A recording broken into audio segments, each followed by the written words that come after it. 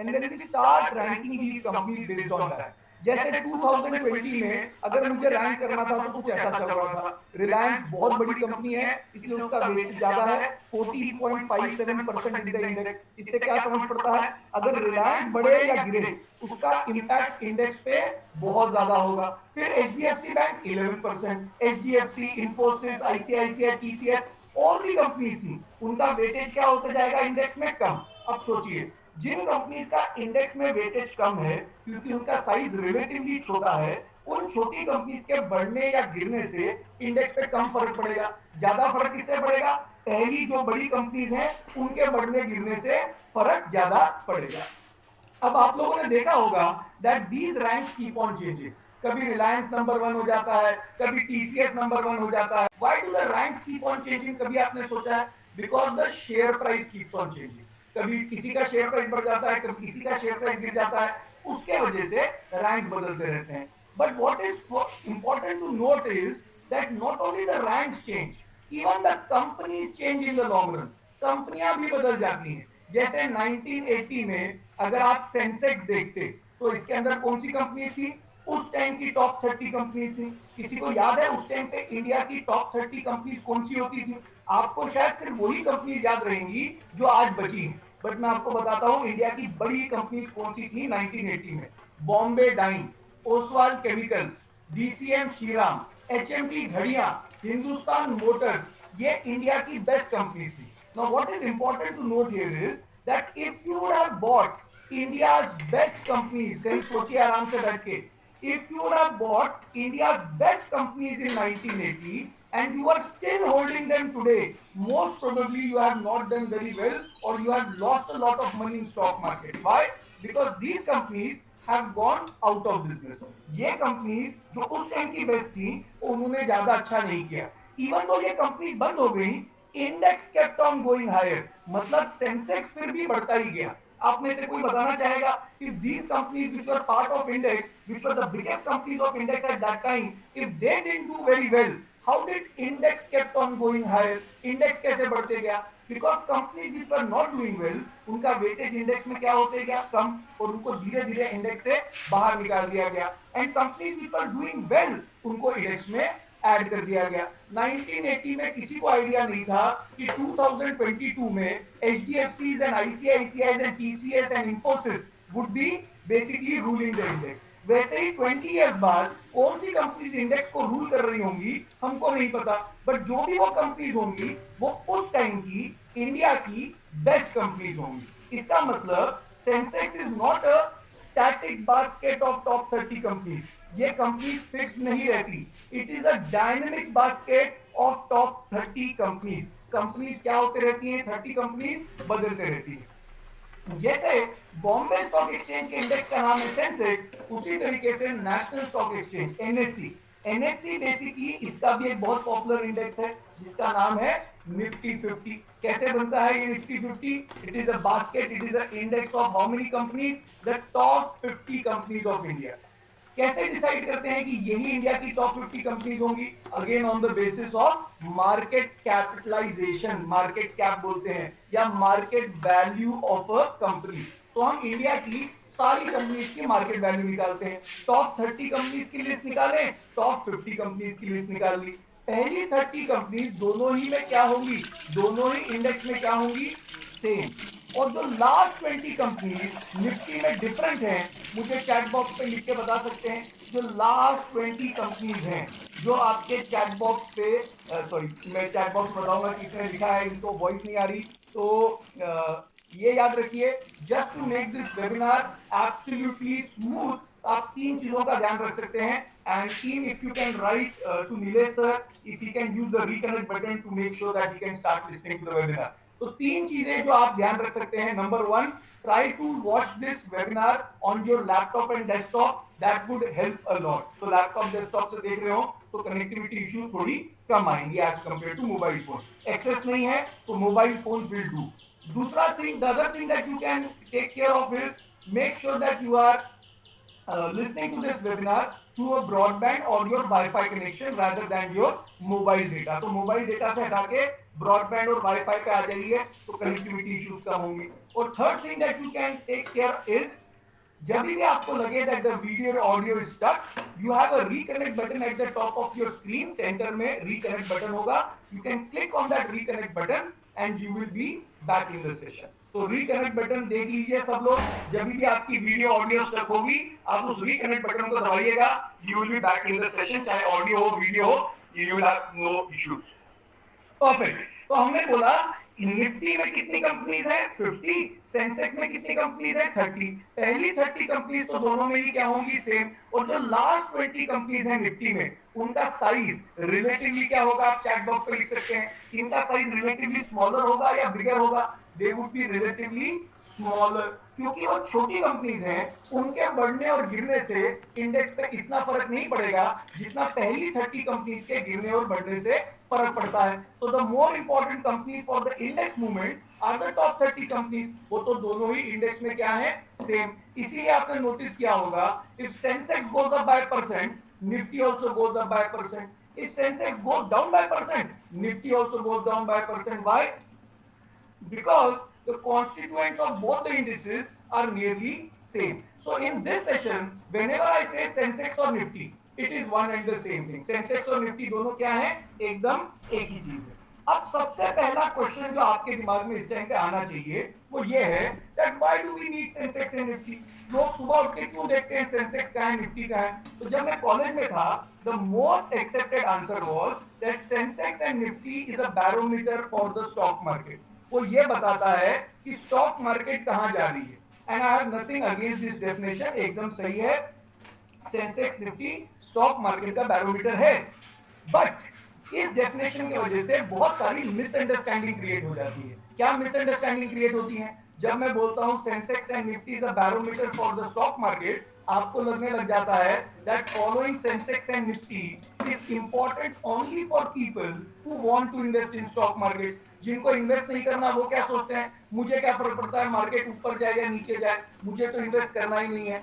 आपको लगने लग जाता है ये सिर्फ स्टॉक मार्केट में इन्वेस्ट करने वालों के लिए ही इंपॉर्टेंट है। ये आपकी सबसे बड़ी गलतफहमी है, ये बहुत बड़ी मिसअंडरस्टैंडिंग है। According to me, Sensex and Nifty is not only the barometer for the stock market, it is actually a barometer of your and my life. It is a reflection of how well an average Indian is doing in life. Let us try to understand how. देखिए इस room में I can see about 4,493 people right now in the room, which I first of all would like to thank each one of you for making these sessions such a success. I mean 4,000 5,000 लोग मैंने कभी life में नहीं सोचा होता कि लोग मुझे इतने लोग एक साथ सुन रहे होंगे। Thanks to internet and thanks to all of you for being present in such large numbers. So let us assume there are 4,500 people in this room right now, and none of you have ever invested in stock markets. आपने कभी stock market में invest नहीं किया, ना ही आप करना चाहते हैं। But irrespective of your stock market participation, आप चाहे मार्केट में इन्वेस्ट करते हो या ना करते हो, आप सबके पास एक मोबाइल फोन तो है, और मान लेते हैं सबके पास भारतीय एयरटेल का मोबाइल फोन है। तो महीने के महीने आप सब भारतीय एयरटेल को क्या पे करते हैं, रेंटल पे करते हैं, जिसके वजह से भारतीय एयरटेल का रेवेन्यू कहां जाता है, हायर। अगर उनका रेवेन्यू जाता है ऊपर तो लंबे समय में उनका प्रॉफिट भी कहां जाता होगा, ऊपर। अगर उनका प्रॉफिट ऊपर जाता है तो उनका शेयर का प्राइस भी कहां जाता होगा, ऊपर। अब ध्यान से सुनिए, अगर आप लोग ज्यादा मोबाइल फोन के कनेक्शन खरीदेंगे तो भारतीय एयरटेल की सेल बढ़ेगी, प्रॉफिट बढ़ेगा, शेयर प्राइस बढ़ेगा। और Sensex and Nifty is a part of, Sensex और निफ्टी के अंदर भारतीय एयरटेल भी है। तो अगर भारतीय एयरटेल का शेयर प्राइस बढ़ेगा तो सेंसेक्स निफ्टी का प्राइस भी बढ़ जाएगा। इसका मतलब in the long run Sensex and Nifty does not go higher और lower when you and I invest in the stock market. In the long run, Sensex goes up when you and I as consumers buy more mobile connections from Bharti Airtel, when you and I as consumers buy more houses from DLF, more cars from Maruti, more oil from Indian Oil Corporation. जब मैं और आप ज्यादा सामान खरीदते हैं तो इन companies का रेवेन्यू, प्रॉफिट, शेयर प्राइस बढ़ता है, जिसके वजह से सेंसेक्स निफ्टी भी बढ़ जाता है। तो सेंसेक्स निफ्टी से स्टॉक मार्केट का बैरोमीटर नहीं है, ये हमारी कंजम्पशन कैपेसिटी का बैरोमीटर है, हमारी खरीदने की क्षमता का बैरोमीटर है। अब जब मैं कंजम्पशन की बात करता हूं तो next thing that comes to my mind is production. किसी भी कंपनी की, कंट्री की प्रोडक्शन पता करने के लिए क्या देखना चाहिए? जीडीपी। अब आप में से कई लोग बोलेंगे यार ये इकोनॉमिक्स क्यों समझा रहा है, हम तो आज ये सीखने आए हैं, इससे क्या स्टॉक मार्केट में कहां इन्वेस्ट करना है, तो इकोनॉमिक्स क्यों सीख रहे हैं? बिकॉज मैंने आपको बताया था today I am going to teach you how to invest in the Indian economy. Indian economy में कैसे इन्वेस्ट करें, उसके लिए इंडियन इकोनॉमी के बेसिक कॉन्सेप्ट समझना बहुत जरूरी है। वंस वी अंडरस्टैंड दैट तो मैं आपको बताऊंगा आप इसमें कैसे इन्वेस्ट करेंगे, कहां स्टॉक मार्केट में इन्वेस्ट करेंगे। उसके लिए क्या करते हैं, जीडीपी समझ लेते हैं। तो व्हाट इज जीडीपी? आप सब लोगों ने जीडीपी का फुल फॉर्म तो शायद सुना ही होगा, ग्रॉस डोमेस्टिक प्रोडक्ट, कहीं ना कहीं शायद आपने टीवी पे पेपर में पढ़ा हो। But what do you mean by GDP, वो कर लेते हैं। Let us define GDP. तो जीडीपी का मतलब क्या है, स्क्रीन पे आपके सामने है। GDP is the total value of all goods and services produced in the borders of the country. यानी हमारी कंट्री में जितने का भी सामान बनता है उसकी वैल्यू को ऐड करके बोला जाता है ये इंडिया की जीडीपी है। तो कैसे बनता है, कुछ सर्विसेज बनती हैं, कुछ गुड्स बनते हैं। जैसे कि मैंने कोई कोर्स कराया तो मेरे कोर्स को मैंने जब मार्केट में बेचा तो मेरे कोर्स की फाइनल वैल्यू जीडीपी में ऐड कर दी जाएगी। किसी ने खाना बनाया तो खाने की वैल्यू जीडीपी में ऐड कर दी जाएगी। किसी ने कार बनाई तो कार की वैल्यू ऐड कर दी जाएगी। तो हम इंडिया की सारी प्रोडक्शन की, चाहे वो गुड्स हो या सर्विसेज हो, सबकी वैल्यू को ऐड करके बोलते हैं कि ये बेसिकली इंडिया की जीडीपी है। अब इंडिया की जीडीपी का साइज कितना है? 2020-21 में कोविड से पहले हमारी जीडीपी का साइज 2.9 ट्रिलियन डॉलर्स के आसपास था। मतलब 220 लाख करोड़, उसको भूल जाइए, 2.9 ट्रिलियन डॉलर्स। 2021-22 में जब लॉकडाउन हुए, लोग घर के अंदर रहे, फैक्ट्री बंद रही, तो ये गिर के 2.7 ट्रिलियन डॉलर्स आ गया। ज्यादा नहीं गिरा जितना लोग सोचते हैं, जितना लॉकडाउन हुआ, लेकिन हाँ 2.7 ट्रिलियन डॉलर्स आ गया। और 2021-22 में, सॉरी 2000 ये हमारी जो जीडीपी थी ये थी 2019-20 में, कोविड से पहले की बात कर रहा हूं। फिर ये 2020-21 में वैल्यू नीचे गिर गई और 2.7 हो गई। और 2021-22 में एक्सपेक्टेड है कि हमारी जीडीपी वापस 3 ट्रिलियन डॉलर्स के आसपास आ जाएगी। इजी करने के लिए क्या समझते हैं, हमारी कंट्री की जीडीपी करीब करीब 3 ट्रिलियन डॉलर्स की है। Now you will be surprised when I tell you that market value of the top 50 companies of India, India की जो पहली 50 कंपनीज हैं जो निफ्टी के अंदर हैं, अगर उनकी मार्केट वैल्यू को ऐड किया जाए तो उन 50 कंपनियों की मार्केट वैल्यू ही आज 1.5-1.7 ट्रिलियन डॉलर्स के आसपास हो जाएगी। क्या हैरानी होनी चाहिए आपको, यू शुड बी सरप्राइज्ड। पूरी जीडीपी 3 ट्रिलियन डॉलर्स, उसमें से सिर्फ टॉप 50 कंपनीज की value 1.5-1.7 trillion dollars. You would be further surprised when I tell you that if you look at the market value of all the listed companies in India, India में जितनी भी listed companies हैं, Sensex में, Bombay stock exchange पे 3000-4000, सारी companies की value को add कर लिया जाए तो वो वैल्यू भी आज 3.3 ट्रिलियन डॉलर्स के आसपास, 3 या 3.3 ट्रिलियन डॉलर्स के आसपास होगी। तो आपने नोटिस किया मैं क्या कर रहा हूं, एक जगह मैं बात कर रहा हूं इंडिया की जीडीपी का साइज क्या है, और दूसरी जगह मैं बात कर रहा हूं मार्केट वैल्यू का साइज क्या है। मैं ऐसा क्यों कर रहा हूं, क्योंकि इकोनॉमिक्स में ऐसा माना जाता है कि स्टॉक मार्केट की वैल्यू, बहुत इंपॉर्टेंट पॉइंट बोल रहा हूं, ध्यान से फोकस बढ़ा लीजिए, स्टॉक मार्केट की वैल्यू तभी बढ़ती है जब जीडीपी की वैल्यू बढ़ती है।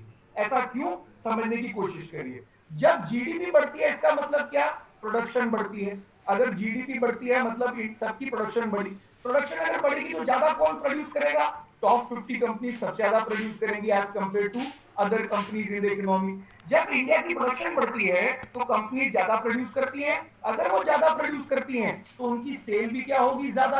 अगर उनकी सेल ज्यादा होगी तो उनका प्रॉफिट भी क्या होगा, ज्यादा। अगर उनका प्रॉफिट ज्यादा हुआ तो उनके शेयर के प्राइसेस भी बढ़ जाएंगे, और अगर शेयर प्राइसेस बढ़ जाएंगे तो क्या बढ़ जाएगा, एक बार चैट बॉक्स पे मेरे लिए लिख दीजिए, जब जीडीपी बढ़ती है तो प्रोडक्शन बढ़ती है, कंपनी ज्यादा प्रोड्यूस करती है, ज्यादा सेल होती है, ज्यादा प्रॉफिट होता है, उनके शेयर प्राइस बढ़ते हैं, तो मार्केट वैल्यू भी क्या हो जाती है, बढ़ जाती है। ऐसा माना जाता है इकोनॉमिक्स में कि लंबे समय में इन दोनों की जो रेशियो है मार्केट वैल्यू जीडीपी की, नॉर्मल सर्कमस्टांसेस में इसको 1 होना चाहिए।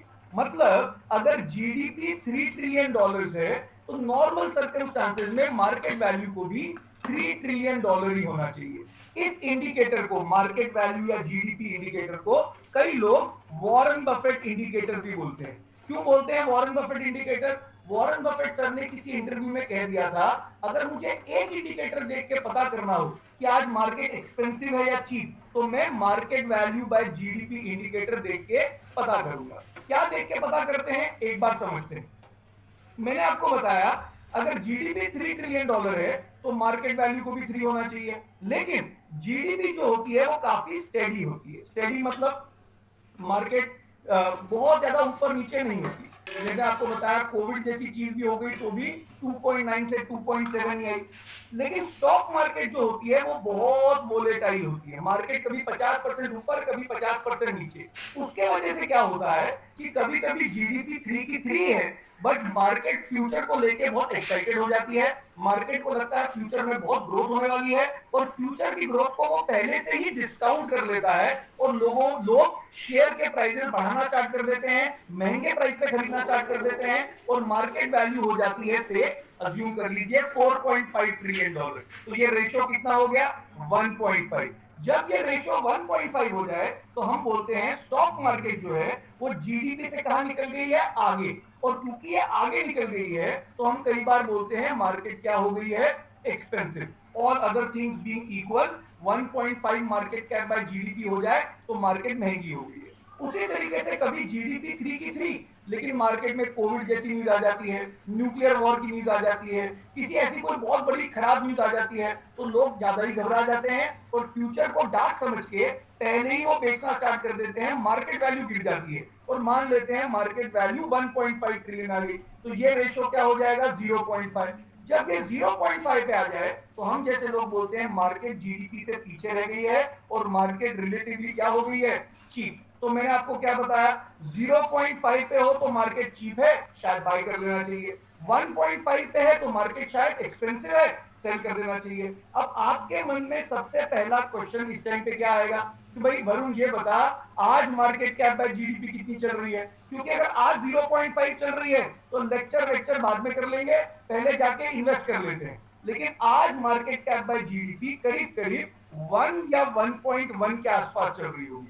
मतलब ना 1.5 जितनी महंगी, ना 0.5 जितनी सस्ती। तो आप में से कई लोग क्या बोलेंगे, यार ये क्या बात हुई, ना मार्केट क्लियरली महंगी है ना मार्केट क्लियरली सस्ती है, तो आप करना क्या चाहिए? तो जब भी आपको लगे कि मार्केट ना क्लियरली महंगी है ना क्लियरली सस्ती है, ये कंफ्यूज सिग्नल्स दे रही है, तो हमेशा वॉरेन बफेट के गुरु बेंजामिन ग्राहम का ये कोट याद रखिएगा। क्या आपको डाउट आता है यार मार्केट ना क्लियरली महंगी है ना सस्ती है, तो बेंजामिन ग्राहम क्या बोलते थे? Mister market is a very rational man. Market बहुत समझदार होती है, वो डम नहीं होती कि अचानक से 1.5 पे आ जाए और आपको बोले जिसको बेचना है बेच दो, पैसा कमा के घर निकल जाओ। और इतनी डम भी नहीं होती कि अचानक से 0.5 पे आ जाए और सबको बोले जिसको खरीदना है खरीद लो, अमीर बनना है तो अमीर बन जाओ। तो mister market is a very rational man. ना वो आसानी से कभी 1.5 जाएगी, ना आसानी से कभी वो 0.5 जाएगी, लेकिन वो अगला सेंटेंस ऐड करते हैं और बोलते हैं, दो mister market is a very rational man, it sometimes behaves like a drunken man. कभी कभी वो मदोशी में बहुत महंगी या बहुत सस्ती हो जाती है, तब हम जैसे लोग इसका फायदा उठाते हैं। लास्ट इंडिया की मार्केट कैप बाय जीडीपी 0.5 पे कब आई थी? किसी को आइडिया है? आप में से कोई बताना चाहेगा? आई थी 24 मार्च 2020 में। अब आप में से कई लोग बोलेंगे अब बताने का क्या फायदा, उस टाइम बताना चाहिए था। तो हमने एक्चुअली 24 मार्च 2000 को एक वीडियो पब्लिक की थी और ये बताया था कि हमें क्यों लगता है मार्केट हॉरिबली चीप है। लेकिन ये तो पहले की बात है, ये वीडियो के बारे में मैं बाद में समझाऊंगा इससे क्या सीखना चाहिए। बट अभी आप क्या बोलेंगे, वरुण ये सब छोड़, अभी ये बता आज 1.1 चल रही है, आज का बता अब क्या करना चाहिए। तो आपके मन में दो क्वेश्चन आ रहे हैं। पहले तो ये मार्केट कैप बाय जीडीपी मैं चेक कैसे करूं? मैं कहां से चेक करूंगा बार बार market cap by GDP? How do I calculate market cap by GDP? तो कहीं क्वेश्चन नोट कर लीजिए, Q&A सेशन में आपका पहला क्वेश्चन ये होना चाहिए कि market cap by GDP calculate कैसे करते हैं। दूसरा क्वेश्चन होना चाहिए, आज 0.5 होती तो खरीदना चाहिए था, 1.5 होती तो शायद बेचना चाहिए था शायद, लेकिन 1.1 पे मैं क्या करूं, व्हाट टू डू टुडे, ये आपका दूसरा क्वेश्चन होना चाहिए। तो मैं 2 क्वेश्चन आपको दे चुका हूं, नोट कर लीजिए, और Q&A सेशन में मैं एक एक करके इसको आंसर करूंगा, देखते कैसे हैं। और आज 1.1 पे मेरे पास अगर 100 रुपया होता, लाख रुपया होता, मैं उसको कैसे इन्वेस्ट करूं। परफेक्ट। अभी मैंने आपको ये बताया कि Sensex and Nifty is not only the barometer for the stock market, it is actually a barometer of the GDP of the country. It is a barometer for the economy of the country. ये हमारी economy का barometer है। क्योंकि ये हमारी economy का barometer है, मेरा सबसे पहला क्वेश्चन जो ये सुन के आता है वो ये है कि आपको क्या लगता है, where will the economy be 20 years और 30 years from now?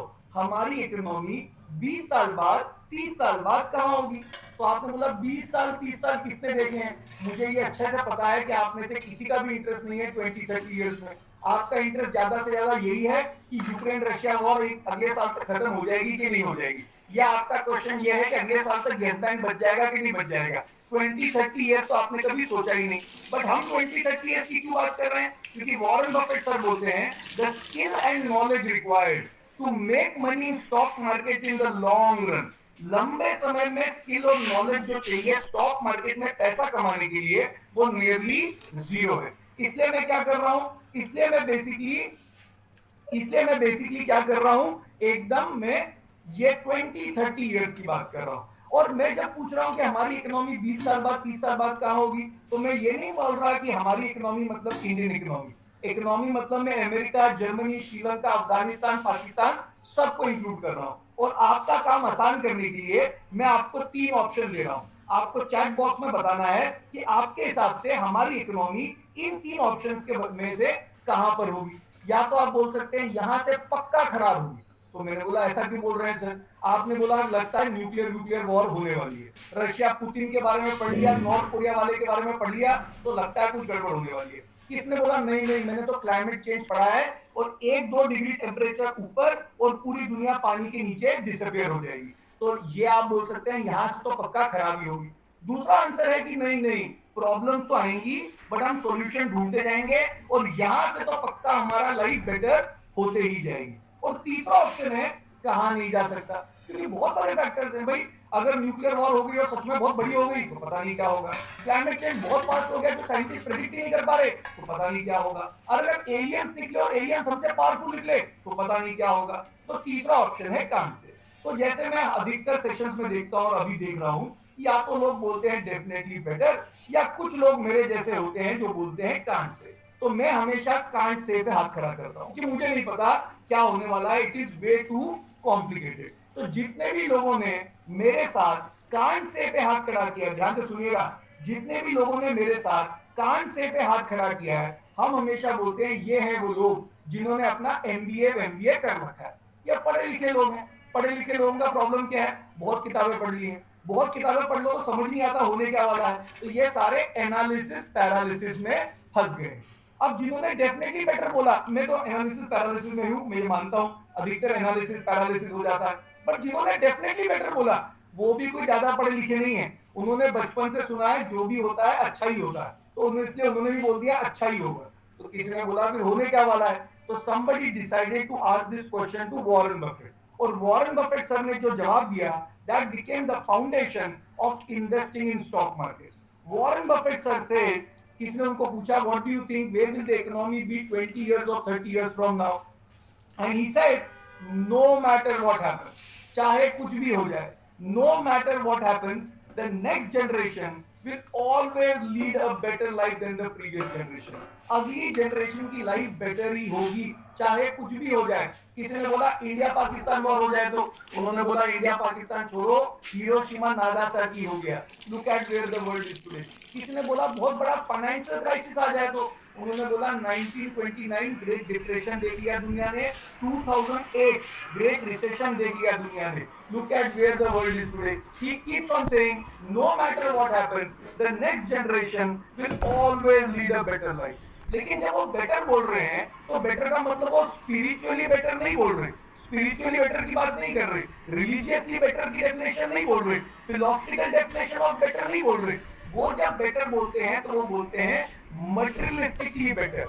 Materialistically better इस मोह माया की दुनिया के हिसाब से आपकी जिंदगी बेहतर हो जाएगी, स्पिरिचुअली नहीं, फिलोसफिकली नहीं, मटेरियलिस्टिकली। मोह माया की दुनिया में, मटेरियलिस्टिक वर्ल्ड में आपकी जिंदगी अच्छी कब होती है? मुझे कोई चैट बॉक्स में लिख कर बता सकता है इस मोह माया की दुनिया में आपकी जिंदगी बेहतर कब होती है? तो वॉरेन बफेट सर ने डिफाइन किया, उन्होंने बोला इफ योर एबिलिटी, अगर आपकी ability to consume the things that you want to consume, जो भी चीजें आप खरीदना चाहते हैं, जो भी चीजें आप खरीदना चाहते हैं, घर गाड़ी जो भी खरीदना चाहते हैं, अगर खरीदने की आपकी एबिलिटी बढ़ते जा रही है तो मोह माया की दुनिया के हिसाब से आपकी जिंदगी क्या होते जा रही है?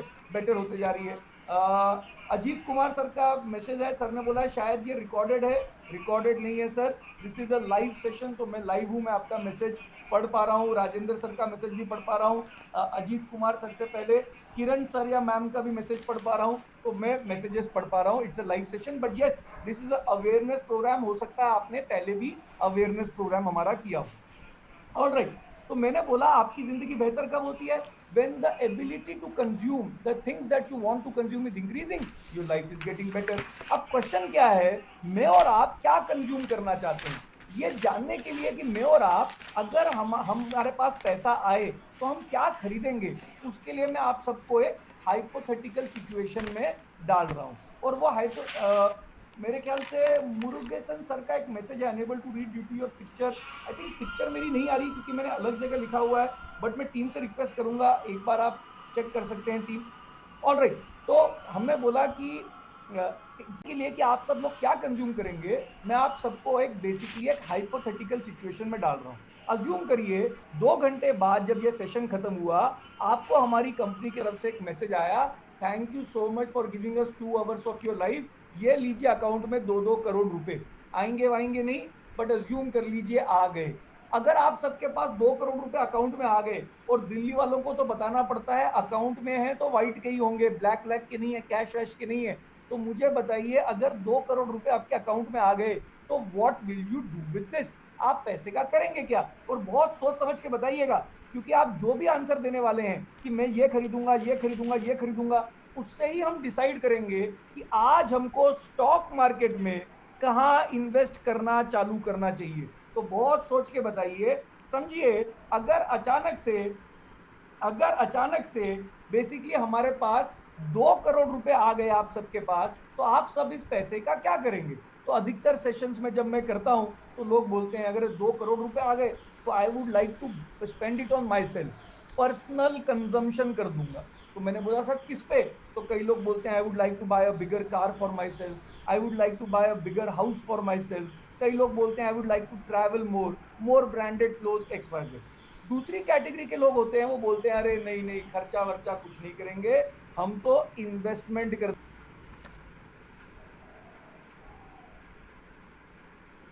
आपको क्या दिखाने की कोशिश कर रहा हूं, डोनेशन करना हो तो भी ऑटोमोबाइल ही खरीदनी पड़ती है क्योंकि स्कूल उसको यूज करेगा, इन्वेस्टमेंट करना हो तो भी ऑटोमोबाइल खरीदनी पड़ती है और रेंट पे डालना पड़ता है, खुद चलानी हो तो भी ऑटोमोबाइल खरीदनी पड़ती है। उसी तरीके से कई लोग एक बड़ा घर खरीदेंगे अपने लिए क्योंकि अच्छा लगता है बड़े घर में रहना, अपने ऊपर हो गया। कई लोग एक बड़ा सा घर खरीदेंगे और इसको कहाँ डाल देंगे, एयरबीएनबी पे डाल देंगे। तो ये क्या बन गया, यही घर जो किसी और के लिए पर्सनल कंजम्पशन था, आपके लिए क्या बन गया, इन्वेस्टमेंट। और कई लोग एक बड़ी सी स्कूल की बिल्डिंग बनाएंगे और स्कूल को क्या कर देंगे, डोनेट कर देंगे। उसी तरीके से कई लोग ट्रैवल करते हैं बिजनेस बढ़ाने के लिए, कई लोग इन्वेस्टमेंट के लिए, कई लोग ट्रैवल करते हैं चैरिटी के लिए, कई लोग ट्रैवल करते हैं लेजर के लिए। तो मैं आपको ये बताने की कोशिश कर रहा हूं कि अगर हम सबके पास पैसा आएगा तो हम सब पैसे का क्या करेंगे। We will like to buy more cars, more houses, more travel, more vacations, more branded clothes. Are we as a generation consuming more cars, more houses, more travel than the previous generation? The answer is absolutely yes. इसका मतलब हमारी जिंदगी पिछली generation से बहुत अच्छी है। But आप में से कई लोग बोलेंगे इसका क्या फायदा, ये तो हमको भी पता है। ज्यादा इंपॉर्टेंट क्वेश्चन उन लोगों के लिए जो आज स्टॉक मार्केट में इन्वेस्ट करना चाहते हैं, ज्यादा इंपॉर्टेंट क्वेश्चन क्या है, will the next generation consume more, and the answer is absolutely yes. But what will they consume, मुझे चैट बॉक्स पे लिख के बताइए।